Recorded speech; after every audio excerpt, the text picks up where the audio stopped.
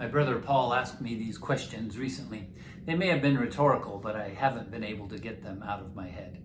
Do we need a salvation message? Do we need to be reminded how to be saved? Do we need a self-help message? Words that will make us better humans? What we need are words of life, words of truth. A pattern we see in the Old Testament is that people become like what they worship, what they surround themselves with.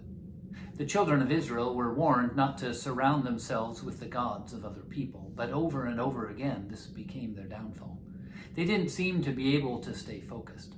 As Eugene Peterson reminds us, somewhere along the line, things went terribly wrong and were in need of fixing. Jesus arrives on the scene, preaching words of life, preaching an ever-increasing kingdom. Jesus recognized who his neighbors were and started loving on them, healing them, changing their lives, and changing the Old Testament pattern.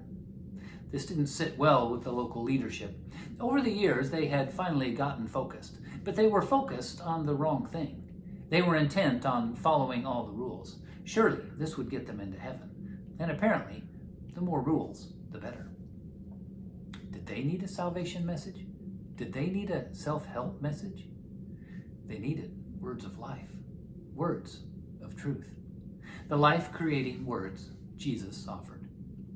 Twice after delivering people, Jesus said to them, "Go and sin no more." My cousin Kyle suggests that this command from Jesus was less about go and stop sinning so you can make it into heaven, and more about go and stop sinning for the sake of those around you. If we are truly living in love, we should not be hurting our neighbors. Imagine living in a world where this is everyone's go-to position. Is it more important to have my doctrine right or to love my neighbor? In Galatians, Paul tells us the whole law can be summed up in this one command: love your neighbor as yourself.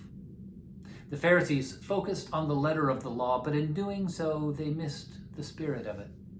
Do we need a salvation message? Do we need a self-help message? What we need is a heart transplant. Create in me a clean heart, O God, and renew a steadfast spirit within me. So says the psalmist. June Hunt puts it this way: once you have a changed heart, you have a changed life. You can love the unlovable, be kind to the unkind, and forgive the unforgivable. All this because you have a new heart. You have God's heart. Jesus says, "I come that you might have life and have it more abundantly. Have it to the full." Let us become like what we worship, like what we surround ourselves with. Let the love of God leak out of us through words of life and truth, and change our little corner of the world, one loving interaction at a time. Let it be so.